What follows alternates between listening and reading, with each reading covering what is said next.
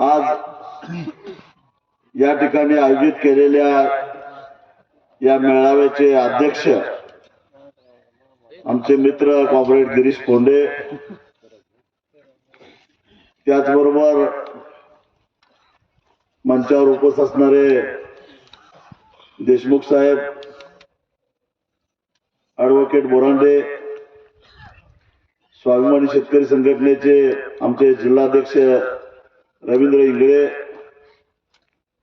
मंचावर सर्वच मान्यवर कृती समितीचे सर्व सन्माननीय सदस्य, आमच्या उपस्थित असणाऱ्या भगिनी, शेतकरी भावांनो आणि पत्रकार मित्रांनो, खरं तर माझ्या आधीच्या प्रत्येक वक्त्याने अत्यंत अभ्यासपूर्ण अशा प्रकारची मांडणी केलेली आहे. त्यामुळं त्याच मुद्द्यावर बोलून मी काय आता जास्त तुमचा वेळ घेणार नाही. पण हे सरकार आपल्याला फसवतं हे लक्षात ठेवा. जेव्हा सांगली कोल्हापूरला विधानसभेच्या आधी प्रचंड मोठा विरोध या शक्तीपीठला झाला, त्यावेळी घाई गडबडीनं यांनी सांगली कोल्हापूर वगळत असल्याचं पत्र काढलं. पण ते निवडणुकीपुरतं होतं हे आधी आम्हाला माहिती होतच, आणि नेमकं तसंच झालं. निवडणूक झाल्या झाल्या लगेच ते पत्र बदललं आणि करणार अशी भूमिका घेतली. त्याच्यानंतर त्यांनी एक नाटक केलं. शक्तीपीठ महामार्गाला आम्ही विरोध करतोय म्हटल्यानंतर त्याचं समर्थन करणारी माणसं उभं करण्याचा प्रयत्न केला, अगदी कोल्हापूर जिल्ह्यामध्ये सुद्धा. म्हणजे संपूर्ण 12 जिल्ह्यातले शेतकरी मोठ्या आशेनं कोल्हापूर जिल्ह्याकडे बघत होते की हा जिल्हा जर का विरोध केला तर हा रस्ता होणार नाही, आणि त्यामुळं बाकीच्या 11 किंवा सांगली जिल्हा पण आमच्यावर होता, 10 जिल्ह्यातल्या शेतकऱ्यांचा आत्मविश्वास खचावा म्हणून त्यांनी काय केलं, कोल्हापूर आणि सांगली जिल्ह्यातनं समर्थन करणारे लोक काढले पाहिजे. विमानतळावर काही लोक भेटले म्हणून कोल्हापूरच्या. मग आम्ही म्हटलं ते कोण भेटले, त्यांची नावं द्या, कारण आम्हाला माहित आहे कुठल्या गट नंबर मधनं रस्ता जातो. त्यांचे गट नंबर द्या, तपासून बघतो खरोखरच याची जमीन जाणार आहे काय, हा भाडोत्री कोण आहे. विधान परिषदेमध्ये बंटी पाटलांनी तो मुद्दा उपस्थित केला. त्यावेळी मुख्यमंत्री म्हणाले की तुम्ही जसं विरोध करताय तसं समर्थन करणारे सुद्धा शेतकरी भरपूर आहेत. त्यांची मजल एवढ्यापर्यंत गेली की आझाद मैदानावर तुम्ही जेवढे आणले त्याचे तिप्पट समर्थन करणारे शेतकरी येतील. ते कधी आले नाहीत हा भाग वेगळा, त्याची भाषा होती. मग बंटी पाटलांनी मागणी केली की त्या शेतकऱ्यांची यादी द्या, आम्ही तरी विचारतो बाबा आमचं चुकलंय काय. आणि शेवटी आम्ही लोकशाहीमध्ये राहतो. बहुमतानं जर का शेतकऱ्यांनी सांगितलं करार असतं तर आमचं कुठं विरोध आहे. पण ते शेतकरी तरी पाहिजेत, आणि ते असे शेतकरी पाहिजेत की ज्यांच्या जमिनीतून तो रस्ता जाणार आहे असे शेतकरी पाहिजेत. नाहीतर माळावर बोंबलायला काय पाटलाची परवानगी लागते, कुणी जाऊन बोंबला की. आणि ती यादी अद्यापपर्यंत मुख्यमंत्र्यांनी दिलेली नाही आहे, लक्षात ठेवा. बंटी पाटलांनी 3 स्मरणपत्र पाठवली माझ्या माहितीप्रमाणे, पण त्यांनी ती यादी दिली नाही. त्याच्यानंतर एक भामटा आमदार आमच्यातला उभा केला, कुठला, चंदगडचा.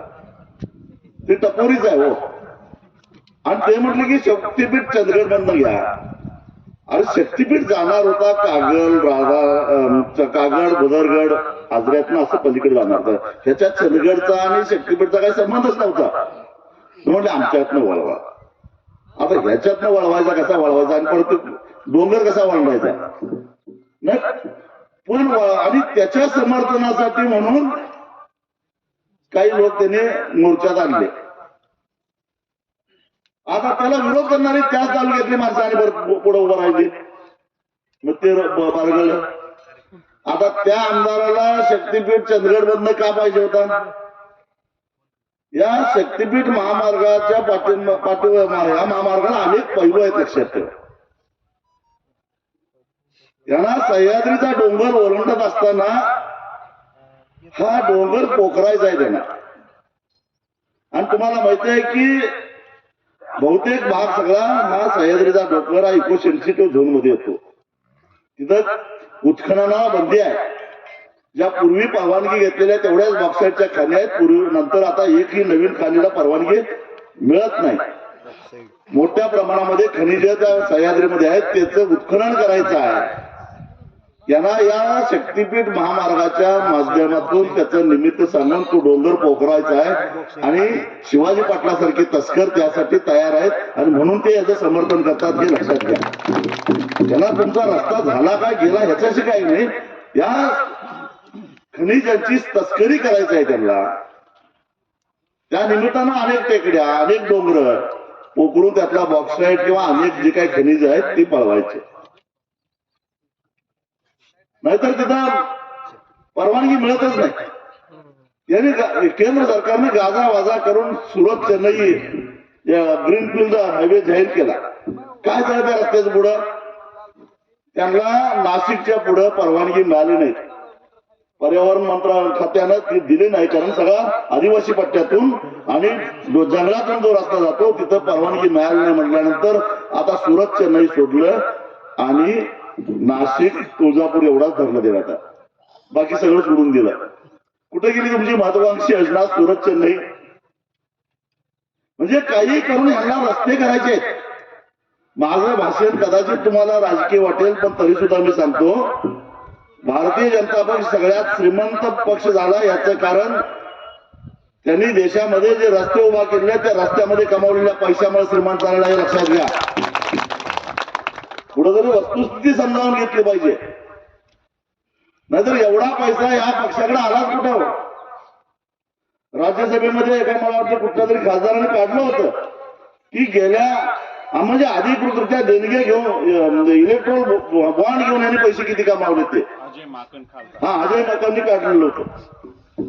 का या कंपन्या सगळ्या यांना का देणग्या देतात? कारण हे त्या कंपन्यांना पाहिजे त्या प्रकारची कंत्राटं देतात, म्हणून त्यांना त्यांच्या पक्षाला हे देणग्या देतात. तुमचं आमचं काय? माझ्या माहितीप्रमाणे 13,000 कोटीच्या वर अधिकृतरित्या देणग्या त्या पक्षाला मिळालेल्या आहेत. या अधिकृत टक्केवारीचं वेगळंच मी तुम्हाला सांगतो. आणि मी गेल्या अनेक दिवसापासून एकच मागणी करतोय, हे जे रस्ते यांनी बांधलेले आहेत की नाही, मग ते केंद्र सरकारनं बांधलेले असो किंवा राज्य सरकारनं बांधलेला समृद्धी महामार्ग असो, ह्याच एकदा आपल्याकडे ज्या काही संस्था आहेत, IIT पवई आहे, IIT रुड़की आहे, हे रस्त्यांच्या संदर्भातले तज्ञ संस्था आहेत. या संस्थांच्याकडनं एकदा ऑडिट करून घ्या ना. आमचं म्हणणं एवढंच आहे की यांनी खरोखरच जेवढा खर्च या रस्त्यावर केलेला आहे तेवढा खर्च करण्याची आवश्यकता होती का? मग ती गडकरींनी केलेल्या रस्त्याची असेल किंवा शिंदे फडणवीसने केलेली समृद्धी महामार्गाचा रस्ता असेल, याचं होऊन देणार रस्ता एकदा. मला या बांधकाम खात्यातल्या एका तज्ञानं सांगितलं की साधारणपणे 6 पदरी रस्ता तयार करायला 1 किलोमीटरला 30 कोटीच्या वर जास्त खर्च यायचं काय कारण नाही. मग आज केंद्र सरकारनं जो काही परवा गेल्याच आठवड्यामध्ये जी घोषणा केली, नाशिक ते अक्कलकोट 374 किलोमीटरचा हा जो रस्ता आहे, या रस्त्याला त्यांनी 19,000 कोटी रुपये सांगितले. आता बघा, जरी तिथं त्यांनी सुद्धा भ्रष्टाचार केलाय, म्हणजे 374 आणि 19,000 कोटी म्हणजे साधारणपणे 51 कोटीला 1 किलोमीटर पडला. तोही 6 पदरीचा आहे. खरं तर 30-35 कोटीला होणारा रस्ता 51ला केला तरी पण ठीक आहे, त्यांना सोडून देऊ. पण ते आता नाशिक ते तुळजापूर जर तुम्ही नजरे करून घातला तर सगळ्या डोंगरी भागात हा रस्ता आलेला आहे. किती डोंगर, नाशिक पासून अगदी सगळे डोंगर वळणत हा रस्ता आलेला आहे. तरी सुद्धा त्या रस्त्याला 1 किलोमीटरला जर का 51 कोटी रुपये खर्च येत असेल, तर हा जो काय रस्ता आता यांनी शक्तीपीठ आणला आहे थोडा बीड जवळ कुठेतरी थोडा डोंगर लागतो आणि एक आमचा सह्याद्रीचा सोडला तर फारसा डोंगर लागत नाही सपाट भागात ना, कारण मराठवाडा सगळा सपाट प्रदेश आहे, विदर्भातलाही बराचसा भाग सपाट आहे. याचा खर्च 1,00,000 कोटी, लांबी 803 किलोमीटर. त्याची जर का तुम्ही हिशेब केला तर 124 किलोमीटर आणि 124 कोटी रुपये एका किलोमीटरला खर्च यायला लागलेला आहे. म्हणजे नरेंद्र मोदी विश्वगुरु आणि हे आमचे देवेंद्र फडणवीस महाचाणक्य, त्यांचं 51 कोटीत समाधान होत नाही, हे लक्षात घ्या. त्याचं देवेंद्र फडणवीसाचं समाधान 51 कोटीत होत नाही एका किलोमीटरला, त्यांना 124 कोटी खर्च करायचे. अरे 124 कोटी कुठं, 51 कोटी कुठं, तुलना केली तर एका किलोमीटर पाठीमाग 73 कोटी रुपये जास्त आहेत. आता केंद्र सरकार यांचंच आहे, राज्य सरकार यांचंच आहे. मी रस्ते विकास महामंडळ NHAI हे जे आहे त्याच्या अधिकाऱ्याला मी फोन लावला गेल्या आठवड्यामध्ये, त्यांना विचारलं काय हो त्या तुमच्या सुरत चेन्नईचं ते काय 19,000 कोटी रुपये आहे ते बरोबर आहे का, त्या जमिनीची पण किंमत धरली आहे, हो सगळं धरलंय म्हटलं. मग साधारणपणे तुमचा एका किलोमीटरला 51 कोटी रुपये खर्च यायला लागलेला आहे, होय बरोबर आहे म्हटले. मग शक्तीपीठला बघितलं तर त्यांचं 1,00,000 कोटी 803 किलोमीटर, हे बघितलं तर 124 कोटी खर्च यायला लागलाय. हे कसं काय, ते अधिकारी हसला आणि मला म्हणाला ते राज्य सरकारचं आहे. हो म्हणजे राज्य सरकारचं आहे म्हणजे जास्त घ्यायचं. म्हणजे आज परिस्थिती अशी आहे की एका किलोमीटरला 73 कोटी रुपये जर जास्त घेत असतील, देशमुख साहेब 20% पुढे गेलेले आहेत. 20% हे आपले सटरपटर आमदार घेते. यांची भूक 20% भागत नाही. 73 किलोमीटर 73 कोटी एका किलोमीटरला म्हणजे 803 कोटी 3 किलोमीटरचं झालं साधारणपणे 60,000 कोटी रुपये. हे लक्षात घ्या. म्हणजे जो रस्ता 40,000 कोटीत पूर्ण व्हायला पाहिजे तो हे आता म्हणजे स्वतः देवेंद्र फडणवीस म्हणत होते की 86,000 कोटीत, नंतर म्हटले लाखापर्यंत जाईल आणि पुरावरपर्यंत 1.5 लाखापर्यंत जाणारच, तरी सुद्धा 1,00,000 कोटीमध्ये होणार आहे असं गृहीत धरलं तरी सुद्धा याच्यामधनं 60,000 कोटी रुपये पैसे रस्ता करून सुद्धा उरणार आहेत. ते कुणाकुणाच्या घशात जाणार आहेत. एक समृद्धी महामार्ग झाला, आमदाराचा दर 50 कोटी निघाला. आता 2029 ला किती कोटी निघेल बघा. आता मग त्यासाठी तुम्हाला जमिनी द्यायच्या आहेत का? हे जे गावागावातले चमचे आहेत त्यांना विचारा, लेखा तुला किती मिळणार आहे त्यातलं, त्या 60,000 कोटीतलं? तुझ्या मिशीला किती खरकट लागणार आहे त्यातलं? आता काही आमदार त्याचं समर्थन करायला लागलेत, त्याचं कारण हेच आहे, लक्षात ठेवा. त्याला काय वाटतंय 60,000 कोटीतलं ते 50,000 घेतील, 10,000 कोटी तरी आमच्यासारख्याला वाटून देतील, म्हणजे माझ्या वाट्याला 100-200 तरी कोटी येतील. त्या आशेने ते मागे लागलेत. आणि तुम्ही त्यांच्या मागे लागणार काय? मग स्वार्थासाठी म्हणून ते गोऱ्या म्हणतोय तिकडे घ्या. कुठं? मानमध्ये. आता मानमधनं गोव्याला कसं जाणार आहे? मानमधनं गोव्याला कसं जाणार काही कळलं नाही मला. त्यांना जायचं, यांचं अंतिम उद्दिष्ट काय? गोव्याला जायचं. गोरे म्हणतोय मानमधनं न्या, शिवाजी पाटील म्हणतोय चंदगड मधनं द्या, आणि कोणतं निघाल आता इकडनं घ्या तिकडनं घ्या. बर हे इतके बेरके आहेत. आम्ही सांगितलं की समर्थन करणाऱ्या शेतकऱ्यांची यादी द्या म्हटल्यानंतर त्यांनी दिली नाही.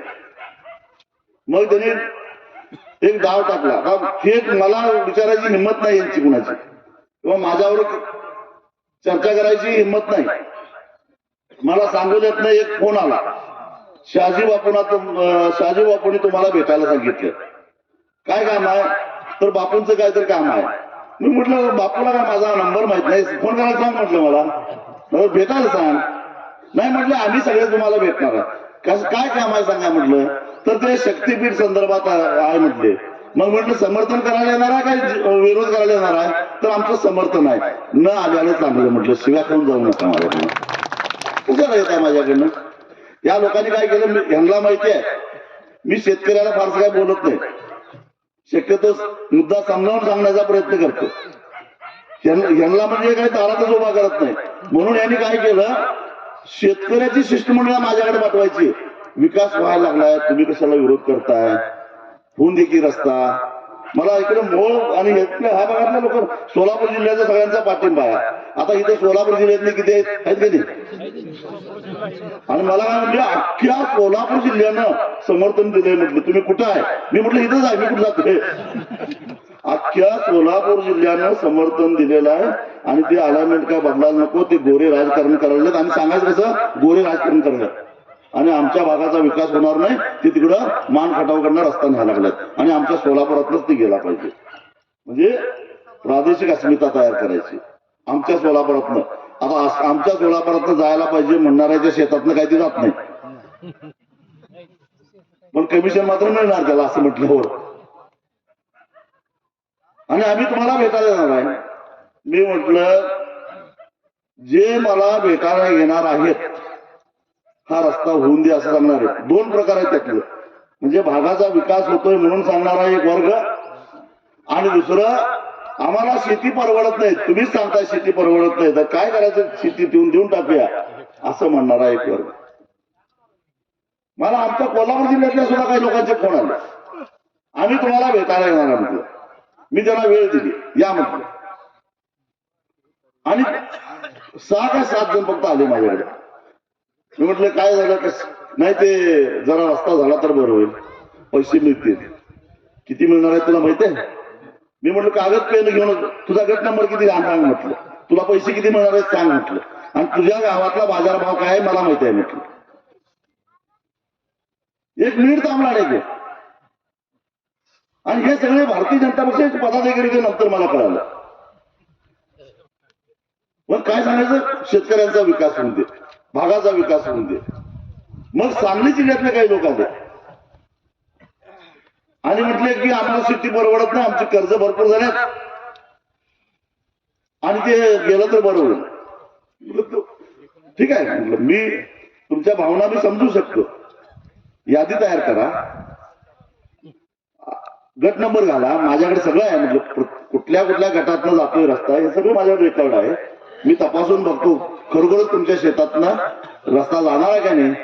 आणि मग तुम्ही बहुसंख्य लोक असं म्हणणारे असाल तर मी विचार करेन त्याचा. मग मात्र त्यांचं पितळ उघडं पडलं, नाही आम्ही नंतर घेऊन येतो म्हटली यादी सगळी.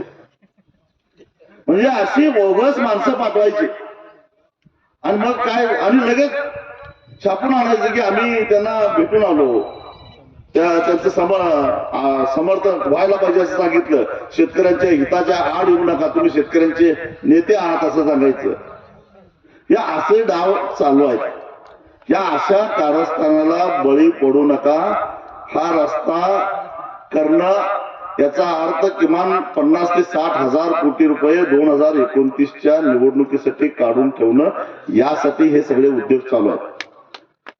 आमदार समर्थन करतात, कारण तुम्ही बघाल आता जेवढे म्हणून मोठे रस्ते चालू आहेत त्या सगळ्या रस्त्यांची कॉन्ट्रॅक्ट या आमदारांच्याकडेच आहे. प्रशांत ठाकूर पासून अगदी समाधान अवताडेंच्या पर्यंत सगळ्या आमदारांनीच रस्त्याची कामं घेतलेली आहेत. तेव्हा हे काय चाललंय हे समजून घ्या. हे खरं तर हे पांढऱ्या कपड्यातले दरोडेखोरच आहेत आणि त्या दरोडेखोरांच्या तावडीत आपण सापडलेलो आहे. आणि इकडं विदर्भात सांगायचं पश्चिम महाराष्ट्रातला विरोध मावळला, पश्चिम महाराष्ट्रात सांगायचं मराठवाडा तयार झालेला आहे. असं उलट सुलट सांगत हे बसणार आहेत. मग मला सांगा की विदर्भ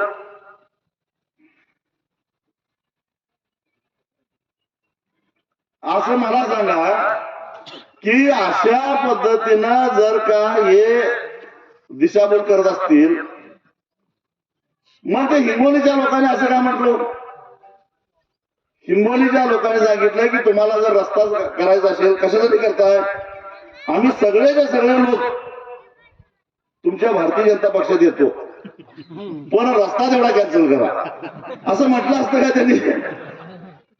म्हणजे कुणाला ईडीची भीती घालताय तसं त्यांना काय वाटलं की भीती घालून पक्षात तर घेतील, किंवा पक्षात गेलं तर जमीन तरी वाचल. आणि हे कशाची उदाहरणं आहे ती? या 12 जिल्ह्यातला एकही शेतकरी यांना रस्ता द्यायला तयार नाही. आणि हे जे काय आवाच्या सवा स्वप्नरंजन करतात का नाही, एवढे पैसेही मिळणार नाही.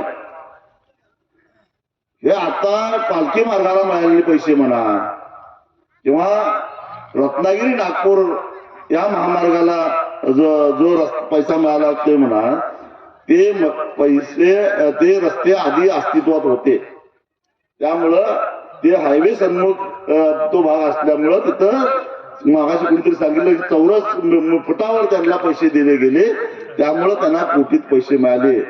हा शक्तीपीठाचा महामार्ग हा म्हणजे याच्यातून जाणार आहे. कशातून जाणार आहे? तो शेतातून जाणार आहे, ग्रीन फील्ड मधून जाणार आहे. आणि आधीच म्हणजे ज्याला आपण म्हणतो की अडगळीच्या भागातून जाणार आहे, आधीच त्या भागामध्ये रस्ते नाहीत, त्यामुळे तिथले रिडिरेक्टर कमी आहेत. बाजार भावाबद्दल तुमच्याबद्दल एक मनात एक गैरसमज आहे, तोही काढून टाका. बाजार भाव म्हणजे आपण खरेदी विक्री करतोय तो बाजार भाव नव्हे. लोकांचा एक गोड गैरसमज झालाय की त्यालाच बाजार भाव म्हणायचा. आमच्या गावात 25 लाख रुपये एकरनं जमीन चालू आहे, 30 लाख रुपये एकरनं चालू. अरे पण कागद कितीने करताय तुम्ही? जो कागद करताय त्याला बाजार भाव म्हणायचं. आणि तेही मागच्या 3 वर्षाची सरासरी काढतात ते त्या गावातले. तो तसा बाजारभाव काढला तर तो बाजारभाव त्याला 5 पट द्या, 10 पट द्या, तो प्रत्यक्षातल्या बाजारभावाच्या जवळ सुद्धा जात नाही. हे कुणाला माहिती नाही. त्यात आणि जिरायत बागायत हे भानगड आहे. तुम्ही ऊस असला तरी सोयाबीन लावणार पीक पाण्याला, हा मग जिरायत म्हणून रेकॉर्डला येणार, त्याचं रेडिएटर किती येणार? किती लोक ऊस लावतात सांगा तुम्हाला? हा शिक्षण कर चुकावं म्हणून ऊस आपण लावतच नाही पीक पाण्याला, आणि त्यामुळे आपला रेडिएटर कमी येतोय. हे सगळे मुद्दे प्रत्यक्षात नंतर तुम्ही जमीन दिल्यानंतर पैसे चेक आणायला जेव्हा तुम्ही महसूल खात्यामध्ये जाल त्यावेळी हे सगळे मुद्दे येणार आहेत, आणि त्यावेळी तुमचा भ्रमनिराश झालेला असणार आहे, आणि त्यावेळी वेळ निघून गेलेली असणार आहे. हे सांगा. जी एडपोट लोक आता समर्थन करायला नाही त्याचं, त्यांना सांगा त्यात काही हाताला लागत नाही, आणि ते आणि परत चेक काढायला 22% द्यायला लागतं. तुम्हाला एक गंमत सांगतो.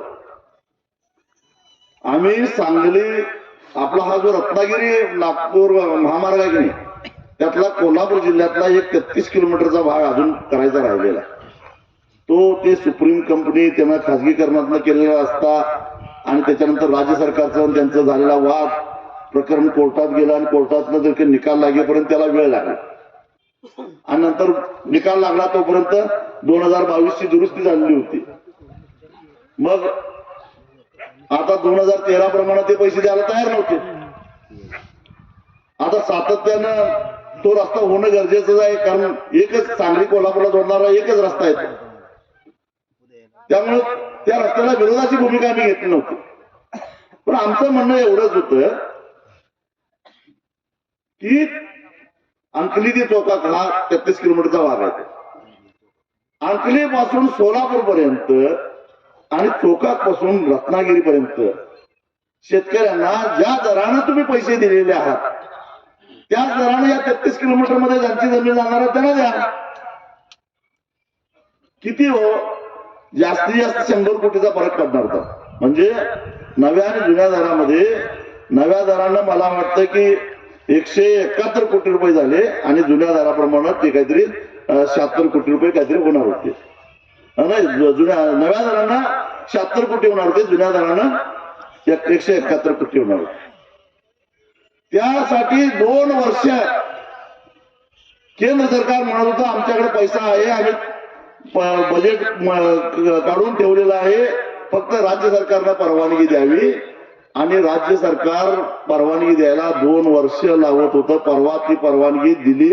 देताना सुद्धा अट ते मंजुरीचं पत्र वाचा, त्याच्यामध्ये म्हटलंय की ही परवानगी फक्त आणि फक्त या 33 किलोमीटर पुरतीच आहे, राज्यातल्या अन्य प्रकल्पाला नाही. हे लक्षात घ्या. हे यांचा खरा चेहरा आहे, या सरकारचा खरा चेहरा आहे. तो सुद्धा का तर तो रस्ताच होऊन देत नव्हता. कारण तो रस्ता ते 8-9 गावं म्हणजे शिरोळ आणि हातून तालुक्यातली गावं कसे जाईल का? इथं विरप्पन बसलाय जाते त्यांना शक्य होतं काय ते करणं. आणि अखेर सरकारला झुकावं लागलं. मी तुम्हाला सांगतो की हा शक्तीपीठ महामार्ग रद्द करण्यासाठी सरकारला गुडघं टेकायला भाग आम्ही पाडतो. फक्त तुम्ही साथ द्या. आम्ही विकासाच्या अजिबात विरोधात नाही बरं का. ते म्हणतात आम्हाला विकास विरोधी वगैरे ठरवतात. विकासाच्या विरोधात आम्ही काही नाही. पण आमचे गुरु शरद जोशी म्हणायचे की शेतकऱ्यांची थडगी बांधून त्याच्यावर विकासाचे मनोरे बांधू नका, एवढंच आमचं म्हणणं होतं. किंवा शेतकऱ्यांची थडगी बांधून त्याच्यावर मनोरे काय बांधताय? तुम्हाला विकास करायचा आहे ना, रस्त्याची गरज आहे ना, मग आहे ना. या शक्तीपीठ महामार्गाला समांतर असा नागपूर ते रत्नागिरीचा कोल्हापूरपर्यंतचा भाग आहे ना, आणि कोल्हापुरातनं गोव्याला जाणारे 7 मार्ग आता आहेत. 7 मार्ग आहेत, त्यातले 4 राष्ट्रीय महामार्ग आहेत, 3 राज्य महामार्ग आहेत. ते जे आहेत आणि 8वा कशाला काढताय? एक तर सह्याद्रीचा डोंगर म्हणजे हा सगळा इकोसिस्टम झोन आहे, तिथं 2 अभयारण्य आहेत, आणि 3रा रस्ता पाडण्यासाठी आणि डोंगर का पुकारताय? एवढा साधा प्रश्न. आणि आता वाघ आणि सोडल्या, आणि मग आहे ते रस्ते रुंद करा ना. आम्ही त्यांना एक विधायक सूचना केली की तुम्हाला गतिमान करायचं ना, गतिमान करा. नागपूर रत्नागिरी महामार्ग कोल्हापूर पर्यंत आता जो काय 4 पदरी आहे तो 8 पदरी करा, 6 पदरी करा. तिथल्या शेतकऱ्यांची मानसिकता झालेली आहे. थोडी गेल्या, अजून थोडी जमीन गेली तरी आणि घेऊन ठेवलेलं आहे. मग करा ना. आता मी विकासाला विरोध केला का? नागपूरच्या माणसाला गोव्याला जायला मी विरोध केला का? आमच्यातला कोणी केला का? आहे तो रस्ता रुंद करा, आमची त्याला फुल परवानगी आहे. आणि काय पाहिजे? मग तुम्हाला त्याच्या समांतरच काय रस्ता करायचा आहे?